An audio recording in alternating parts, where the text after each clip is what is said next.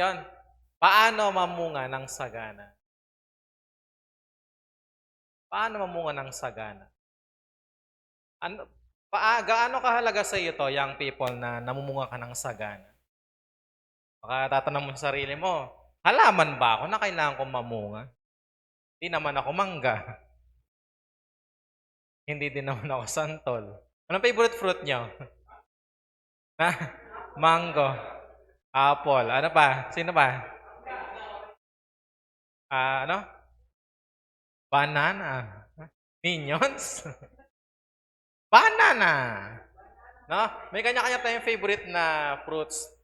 Ano ang favorite ko? Lahat naman yata kasi ano ako, vegetarian ako tsaka fruit. 'Pag kumakain ng fruit, vegetarian pa rin? Fruitarian? Fruitarian ano. 'Yun, young people, I want to share this message. Bakit? Gusto ko maging mabunga kayo. Alam niyo, darating yung araw na yung naabot ko ngayon, naniniwala ako baka higit pa sa naabot ko yung kaya niyong abutin. At naniniwala ko darating 'yon. May mga estudyante ako na ganyan, pinoprogram ko na yung isip. At talagang nangyari ngayon. Isa yun sa mga masasabi ko na pinakamahinang estudyante ko. Pag sinasabi kong mahina, hindi ko sinasabing bobo. Kasi pangit pakinggan yung term na bobo. Tanggap ko medyo mahina siya. Bakit? Medyo may pagkatamad siya. Pero pinrogram ko yung isip nun. Kapag nakikita ko siya, tinatawag ko siya, attorney. Ba't ko siya tinatawag ng attorney? Gusto ko magkaroon siya ng pangarap sa buhay. Na someday dapat yun ang kanyang goal. Malamang ngayong yung elementary nyo, kung natandaan nyo, baka pinag-drawing kayo ng teacher nyo. What do you want to be? Meron sa iba sa inyo, police. Sino mo gusto mag-police dito? Meron? Wala? Engineer? May engineer ng isa doon. May susunod pa. Teacher, meron ba dito? Sana all may teacher na. Accountant, pero parang ayaw niya daw eh. Ano bang pangarap niyo? Anong pangarap niyo dyan? Kristen? Engineer? Pwedeng architect? Yan, web developer, mga ganyan, no? Sa flight attendant, ganyan. Kung magkaroon ng negosyo. Marami kayong gustong maging kapag laki nyo. Yan ang isa sa mga bunga na nais nyo sa buhay nyo. Bunga. At naniniwala ako, someday, baka higitan nyo pa kung anong naabot ko. And sometimes siyempre, parang may insecurity yon, gaya sa aming mga teacher. Dating estudyante lang namin, pagka-graduate, katrabaho na namin. Bumabalik, di ba? Imagine yung ganong, paano mo harapin? Pero kung positive ka sa buhay, alam mo, bilog ang mundo talaga. Hindi lahat ng nasa taas, manatili sa taas. May panahon na bababa ka at bababa. At kayong young people, kung feel mo nasa baba ka ngayon, lowest point of your life, pwede kang mapunta sa taas. Bakit? Bilog ang mundo. Pag sabi sa tabi, bilog ang mundo. May kanya-kanya tayong araw na yun yung araw natin. Kaya yung katabi mo na yan, hindi mo alam, 5 years from now, 10 years from now, baka mayor yan. Kapitan, SK Kagawad, di ba? SK Chairman. Di ba? May mga grade 7 dito, may mga college na. I believe, ilang years lang. Professional na yung mga dyan. Kaya, yung katabi mo dyan, huwag mong ini-small yan, kahit small lang siya. Hindi mo alam ang mangyayari dyan. Ilang taon mula ngayon. Diba? Bakit? May kanya-kanya tayong bunga. Pwede tayong may panahon ng ating pagbubunga. Diba? Kaya kahit mga estudyante ko, Hindi ko na rin masyadong pinipilit pag minsan tamad sila. Naniniwala kasi ako, siguro tamad lang ngayon yan, pero pag nag-college yan, mag-iiba rin yan ako. Ano lang ako, tiwala at saka konting suporta. Konti lang naman. At least sinusuportahan ko, di ba? Pero isa yon na. Yung kinento ko kanina, tinatawag kong attorney dati. Attorney, pagbagitin ko ba? Baka ano yan, no? Nasa ang apelido niya, Colyado. Siguro hindi naman nakikinig ngayon yun. So, kahit ganun siya, naniwala ako. Someday, naniniwala ako kahit ganyan tong estudyante na to. Baga. Alam niyo kung ano na siya ngayon? Hindi siya attorney. Kumukuha siya ng criminology sa Systems Plus. Sa Angeles yan. Ano na siya ata? I think third year college na. Pag-graduate na rin. Ano yun na? Pinakamahina sa klase ko yun. Pero ngayon, pag-graduate na. Medyo malapit naman yung attorney. Alam mo yung attorney? Lawyer, di ba? Attorney. Medyo malapit naman, di ba? Criminology. Police. Mga police siya. Di ba?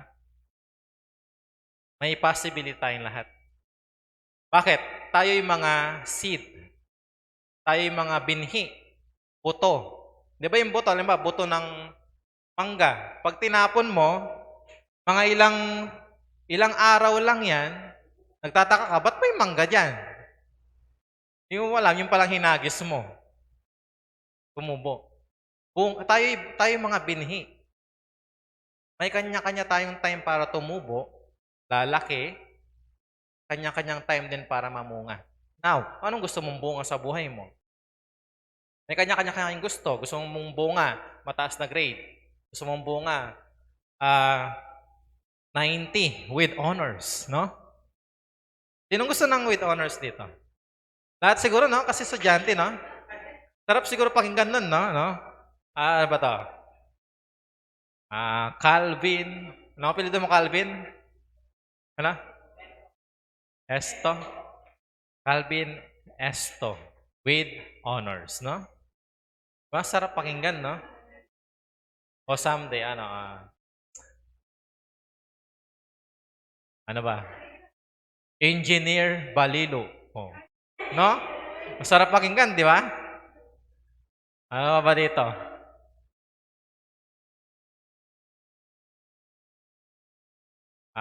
Dr. Espiritu. No? Ma'am Tubieron. Sarap pakinggan, di ba? Ma'am Canlas. Oh, no? Ay, masarap doon, no? Engineer Alone. Talagang engineer yan. So, okay lang yon. Kung anong nabot namin, lampasan nyo. Bakit naman namin kayo ginagabayan ngayon?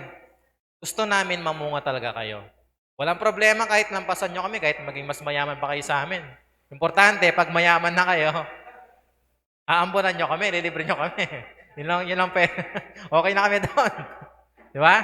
So in short, lahat tayo may kanya-kanyang bunga. Isipin mo anong bunga yung gusto mo. Kahit this year, kahit next 2 years, this semester, this quarter, anong gusto mong bunga? Isipin mo yan. So paano mamumunga? Let's ask the Bible, siyempre. Tungkol sa usapang halaman to, usapang binhi or buto. Mateo 13:19, kapag ang isang tao ay dumirinig na mensahe tungkol sa paghahari ng Diyos, ngunit hindi naman niya iyon inuunawa, siya ay katulad ng binhing nalaglag sa daan. Yung binhi na nalaglag sa daan, hindi masyadong maganda yung kanyang pagkakatanim. Di ba? Madali lang siyang bunutin. Di ba? Tama? Dumarating ang masama at agad inaalis sa kanyang isip ang mensaheng kanyang napakinggan. Isipin na lang natin, young people, na yung Word of God ay parang binhi. Tinuruan ka ng leader mo, anong verse ngayon?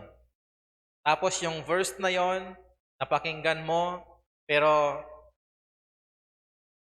during the Bible study, nakikipagkwentuhan ka sa katabi mo. Nako, na-miss mo yung binhi ng Word of God. Hindi siya masyadong natanim sa puso mo. Bakit? Hindi ka nakafocus. So, kagaya ng binhi, kapag hindi natanim sa magandang lupa, hindi rin tutubo. Yung Word of God kailangan tumubo sa'yo sa buhay mo para magkaroon ng bunga. Amen. Next. Ang katulad naman ng binhing nalaglag sa mabatong lupa ay ang taong dumirinig na mensahe, kaagad at masaya niya itong tinatanggap. So, ito, nakikinig talaga sa message, sa tinuturo ng leader sa Bible study. Ngunit, hindi tumimang mensahe sa kanyang puso. Nakikinig, pero pasok dito, nalabas sa kabila. Pag pinapatamaan ka na, tapos sabihin mo, ay, hindi ako yon. Sila yon. So, parang ganyan. Again, no, pag sinasabi kong sabihin sa katabi, hindi ko sinasabi yun na sabihin mo sa katabi mo. Ano sinasabi ko nun? Ipatama mo muna sa sarili mo bago mo sabihin sa ganun lang naman ang konsepto nun. Ba't ko sinasabing sabihin sa katabi? Hindi sabihin yung katabi. Kundi, dapat sa'yo muna tumama. Message bago sa katabi mo. Okay ba yon? So, bago mo ituro yung katabi mo, yung sarili mo munang mali ang kailangan alalahanin mo. Pag sinabing, pag isabi sa katabi, huwag ka na magsisinungaling. Sabihin nyo. Hindi ko sinasabing yung katabi nun ang hindi magsisinungaling. Ikaw din dapat. Hindi pagtuturo, kundi sabay. Sabay tayong titigil magsinungaling. Ganon. Yan ang epekto dapat ng Word of God na binhi na tinatanim sa'yo. Hindi yung pumasok sa dito, labas sa kabila. No? Kailangan, tinatamaan ka, kailangan iniisip mo, paano ko susundin itong verse na ito? Paano ko ito i-apply? Anong dapat? Sandali lamang itong nanatili at pagdating ng mga kapigatian at pagsubok dahil sa mensahe, agad siyang tumalikod sa kanyang pananampalataya. So, gusto yung Word of God kasi sandali lang yung Bible study. No? And then after ng Bible study, yung favorite nyo? Ano yung favorite part nyo? May games na, di ba? Young people, nilagay namin yung games talaga para meron tayong fellowship. Pero, ang games ay hindi dapat yung focus natin, no? Kailangan ng focus natin, Word of God. Ang games ay for fellowship. Para magkasama-sama tayo, magkaroon ng good connection, good relationship. Pero ang focus pa rin natin, ang Word of God talaga. Kaya, kailangan, kung ngayon, total, February pa lang naman, talaga naintindihan ko, parang wala si CJ dito. Nasaan? Tumuwi yun. So, naintindihan ko, young people. Dahil sandali pa lang naman tayo talaga nag-start, nasa una, excited tayo. Bakit? May games. Okay lang yan, sige. Excited tayo sa games. Pero kailangan, habang nag-grow tayo, ma-mature tayo, yung Word of God na tinuturo sa atin, kailangan mas excited na tayo doon kesa sa games.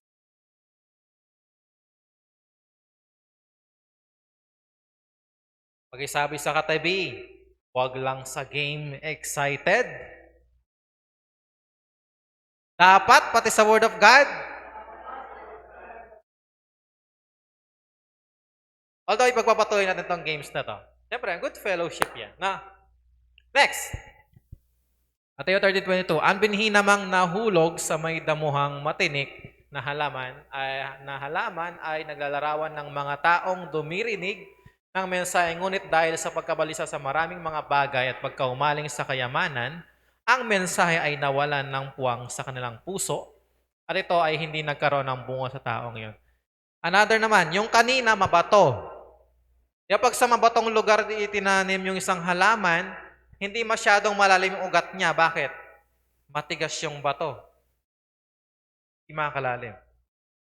Pero pag maganda yung lupa, talagang yung ugat niya palalim. Pag malalim ang ugat, mas maraming masisip-sip na tubig at nutrients. Pansinin nyo yung puno ng akasya. Mayroon na ba ditong malaking puno ng akasya ay kaya niyang bunutin? Meron? Mahirap bunutin, di ba? Bakit? Malalim yung ugat. At magaganda, yung puno ng akasya talagang madaming dahon. Kung pwede lang, mamumunga siya, no? Oh, mangga. Kaya bang bunutin yung mangga na namumunga na ng marami? Hindi. Bakit? Malalim na yung ugat niya. So ikaw, kapag nag-ugat ka ng marami, because yung Word of God din naman, nag-ugat na sa'yo, tumutubo na, malalim na yung ugat sa'yo ng Word of God, mahirapan na rin ang devil. Ang anumang bagay para sirain ka o hadlangan ka para maglingkod. Ito, maraming humahadlang sa kanya. Tumubo na yung halaman ngayon, tumubo siya, kaso maraming kasama na katabi. Ano yan, mga damo, ganyan, na nakikiagaw. Tayo din. Kapag gusto natin mag-serve kay Lord, maraming pwedeng humadlang. Maraming project. Baka, halimbawa, sabi natin, no? Parang ayaw ko munang mag-simba ngayon kasi madaming assignment. Madaming project. Diba? Maglalaba muna ako. Maraming pwedeng dahilan at umagaw sa ating oras. Pero, alam nyo, napaka-bless nyo, young people. Kahit maraming humahadlang sa inyo, kinakaya nyo magpatuloy. At salamat. And God bless you all. Na natapos natin yung February, di ba? Last Sunday na to ng February. At same, halos wala naman nag-a-absent sa atin. So,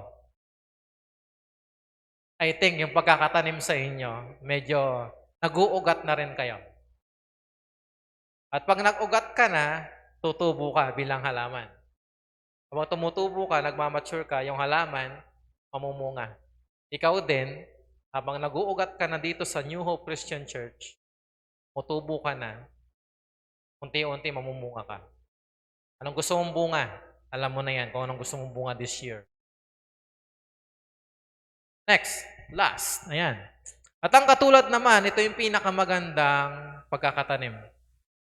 Tulad naman ng binhing napahasik sa matabang lupa, ang mga taong dumirinig at umuunawang mabuti sa mensahe. Kaya't ito'y anong nangyayari kapag nakatanim ka sa matabang lupa? Ang sabi, ito'y namumunga ng sagana. May tig 100, may tiga 60, at may tiga 30. Ba't ko binabagi sa inyo to? Gusto ko someday, lampasan niyo pa ako. Kung teacher ako, mag-principal kayo. Walang problema. Importante magtagumpay kayo sa buhay. Yan ang gusto namin. Kung may engineer dito, magpatayo kayo ng bahay sa kanya. Eh di kayo yung boss, mas mataas kayo. Di ba? Amen. At least pareho tayong kumikita. Walang problema kahit sino mas mataas sa atin. Importante, makita natin ang bawat isa. Hindi ba kayo masaya? Hindi ba masaya yon? Someday, dito.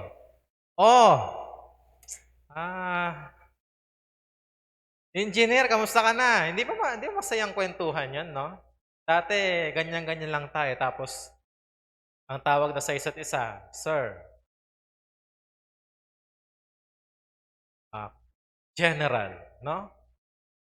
SPO3, Police na pala. No? Ang saya siguro, di ba, someday? Ilang years lang? 5 taon, 10 taon. Marami na dito, professional, tagumpay. Yun ang binhi na talagang masaya ako pag nakita ko. And ba't ko sinishare sa inyo to? Gusto ko, maabot niyo yun. Hindi lang yung forever ganyan tayo. Amen? Next, paano mamunga? Number 1. Manatili sa mainam na lupa. Mag-ugat ka. Pagtanong yung katabi, may Bible study ka na ba? Alam niyo na siguro yung sagot. Kapag wala pang Bible study yan, kailangan magka-Bible study kayo, no? Bakit? Sa Bible study, nandyan yung Word of God na tinuturo ng leader nyo.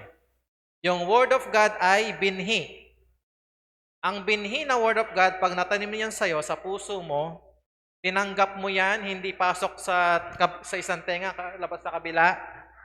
Kapag tumubo yan sa'yo, ikaw din mismo. Yung buhay mo, unti-unti rin parang halaman. Tutubo ka, lalago ka, magde-develop yung character mo. Naniniwala ako yung mahina mentally, tumatalino. Gusto mong tumalino? Mag-aaral ka ng Word of God. Hindi ka tatalino literally. Ano mangyari sa'yo? Aayos yung ugali mo. Tanong, kailangan ba matalino ka para makakuha ka ng 90? Siguro hindi kayo naniniwala, no? Na kailangan matalino ka para lang maka-90 ka. Sa akin, nakaka-90 kahit yung mga hindi matalino. Ano subject ko? Kasi, ang subject ko kasi PE eh. Sa akin, basta sumayaw, guaranteed na yung lineup 9. Basta hindi mo pag-absent. Kailangan ba matalino sa PE? Hindi. Basta masipag kang pumasok, nakikinig ka, hindi ka pala absent, kahit di ka matalino, may 90 ka. With honor na. Ngayon, problema mo na lang ibang subject. Sa subject ko, 90 ka na. Ibang subject na lang. Kaya naniniwala ko kahit hindi ka matalino, kaya mo ma-reach yung with honor. Basta mabait ka sa teacher mo. Pwede. Possible. At yung Word of God, pababaitin ka ng Word of God eh. Pakitingnan ngayon katabi kung bumabait na yan. Bumabait na kaya yan. Kasi pag hindi bumabait yung katabi mo na yan, ibig sabihin, hindi tumutubo yung Word of God. Hindi natanim yung binhi. Baka pasok sa isang tenga, pasok sa labas sa kabila. No? Kailangan tumutubo. Pag isabi sa katabi, kailangan tumubo yung Word of God.